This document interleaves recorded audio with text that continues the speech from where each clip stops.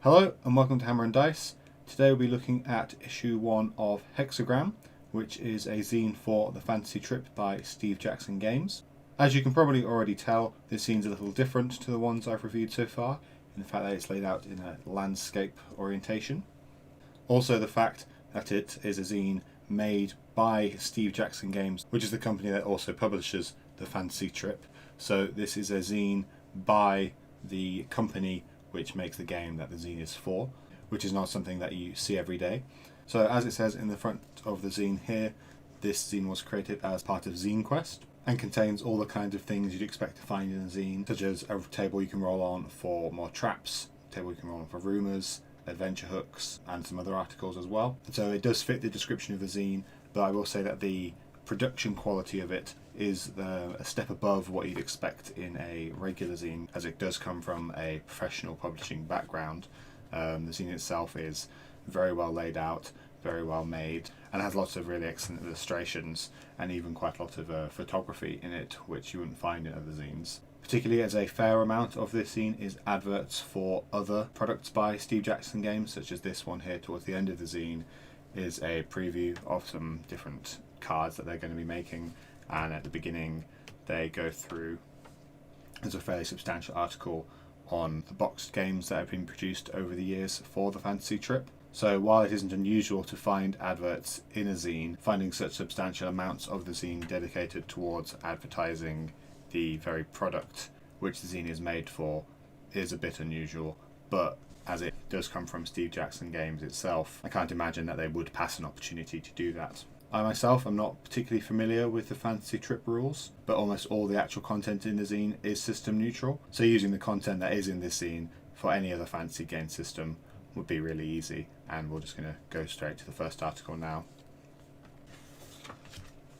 Letters regarding the zine and the fantasy trip, an advert for a different fantasy trip product, a section here which goes through all the different products that have gone into a legacy edition of the fantasy trip box set. The first article of the zine itself here, the Snackromancer. So this is a short adventure that your players could get themselves involved in during some downtime or time spent in a city. The basic setup is that there was once a very popular chef in the city whose fortunes were running out, so decided to travel abroad to try and liven up his cooking. Upon his return, he's brought a whole new kitchen staff with him, and rumour has it that somebody who's come back with him is an absolutely top chef who can create really, really delicious meals, but only in very limited amounts. But who that is and how he comes up with such delicious meals is kept under tight wraps. And if the players feel like investigating who this is, they start to uncover that there is perhaps more than meets the eye to the goings-on and the revitalised fortunes of this new restaurant. I won't go into any more of the specifics or give away the ending, but I think this could be played in a single play session, and players who are looking for something to do with large amounts of gold that they have got from their dungeon adventures could be pointing the direction of this restaurant when they get to town, and then start hearing rumours about it from the people who have dined there, and perhaps when they're there they could even get a glimpse of something going on that could then play out through the rest of the session. Second article here is 20 Terrible Traps. It's a D20 table of traps.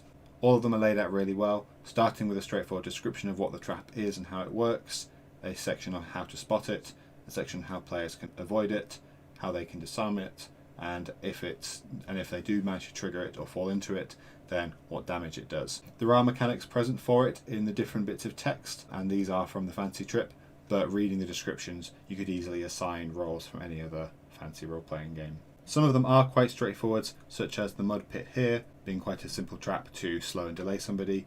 Others are more complex and could even leave some of the details of the trap itself up to the DM's imagination, such as number 6 here is release the whatever. It's a trick mechanism to release a creature. It's up to the DM to decide what that creature is. So I'll just roll up one now. Number 11. A gas candle. It looks like an ordinary candle, but after it burns for a minute it turns into a firework, discharging a gout of smoke, which is treated as a gas bomb for the poison or potion used. If the trap player is subtle and not in a hurry, a whole box of candles, all ordinary candles, but for the one, could be found in a dusty cupboard on the body of a previous victim. It's easier to spot if you're a chemist or an alchemist. To To avoid it is for a gas bomb or any other kind of gas attack.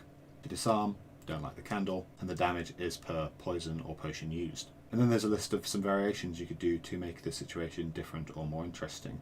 So make it a torch, not a candle, or make the entire candle be subtly envenomed so that the poison or potion suffuses into the air and anyone who stays around it for long enough gets affected by it rather than it all going off at once. An example used there is a sleeping potion so that it subtly affects them over time and they go to sleep. So there are 20 of those there, and they're all different and very interesting. This is followed by an article with D6 rumours when the truths that are actually behind them. So I will just roll one of those up. Number 5. Rumour. A nearby town is under the sway of a band of ruthless orcs who secretly rule with an iron fist. True, and then some. There's actually 3 nearby towns, all within a day's travel of each other, and all under the sway of the same orc clan. The townspeople are utterly terrified and will deny any problems within their own towns, and they know nothing about the orc power in the neighbouring towns. As a result, the heroes may think that they've resolved the issue fully, only to discover that they've merely made powerful enemies elsewhere. The mastermind orc, named Widowbite because she has outlived 3 warrior husbands, doesn't even live in one of the affected towns, so even if the heroes free all 3 of the areas, the problem may yet return. So in that rumour there, you've got the setup for an entire series of linked adventures. Perhaps your players, once they've cottoned on that one of the towns is under the orcs' control, the other ones start to realise that they're not the only one affected by the problem, and then the players can get involved in multiple towns at once. Or if the players find out about the out-of-town hideout soon enough, they can go straight for the head and solve all 3 towns' problems in one quick stroke. The next article, The Dungeon Uncrawled. The players have recently cleared a dungeon of all its inhabitants and its loot and have made their way back to town, and suddenly a extra dimensional being appears in front of them, telling them that they've just disturbed its dungeon, its perfect model of what a dungeon should appear like, and that if they reset and restock the dungeon exactly as they found it, and maybe perhaps improve it, that they will be rewarded, and that if they don't, all the loot and gold that they took from it will be confiscated. Really, it's then just a logistics mission for the players to try to locate the same monsters that were inside this dungeon, move them into it, and then to replace the correct gold and magic items back in the same places. How much effort the players put into it will determine their reward, and could perhaps lead to further adventures with that same extra dimensional being appearing to them again in the future. There is then an article, Ships and Boats in the Fantasy Trip. I'm not going to go too much into this as I don't know the particular rules for the Fantasy Trip, but if you have that game and you wanted to do some Waterborne adventures, here are the rules for different vessels that you could do that with. And then the next article, Adventure Hooks, with a long list of adventure hooks that you can use as the start and inspiration for either short adventures, longer adventures, or whole campaigns. They're quite varied, some are longer than others. I've picked out some of the shorter ones just for ease of reading, but there are some longer ones which have a lot more detail to them, and then in fact some of them are maybe just interesting characters or items that could be found, such as this one here, where there's a fountain of running blood in a dungeon. Doesn't seem to be particularly unholy or evil, it's just a fountain of running blood. Perhaps your players could put it to good use, such as a home for vampires or perhaps blood mages that could go to practice their magic there without harming any other people. So as they're not numbered, I'll just pick out a few that I like. The party gets back to town after a 2-week adventure, but the townsfolk swear they just left yesterday and all the calendars back them up, leaving the players wondering, did they in fact go on this adventure? Do they have the loot to prove that they did? Was it the townsfolk who are gone out of time, or is it them? A classic over here, you keep waking up somewhere different than when you fell asleep, sometimes in different clothes, sometimes with blood or dirt on your clothing. So anything could be going on with the players there. Maybe they're sleepwalking, maybe they're hypnotized doing something at night that they don't know about, perhaps they're a werewolf or some other kind of weird creature. Lots of different options there. All of the animals around here are randomly getting hostile, usually for just a few minutes at a time before they revert back to normal. Horses buck and nip, dogs growl and snap, and even the cows paw at the ground and snort. An animal handler will tell you that something is wrong, but you knew that. This could be used to herald any kind of oncoming doom or major disaster, as quite commonly there's the trope that animals react to things before people do, or on a slightly smaller scale, perhaps they're being possessed or something is wrong with things that they're being fed, just causing them to act out. Maybe there's someone or something corrupting the animal feed or the land which the animals graze upon. And then the next article, is Hazardous obstacles, a 3d6 table of hazards or obstacles that your players could come across.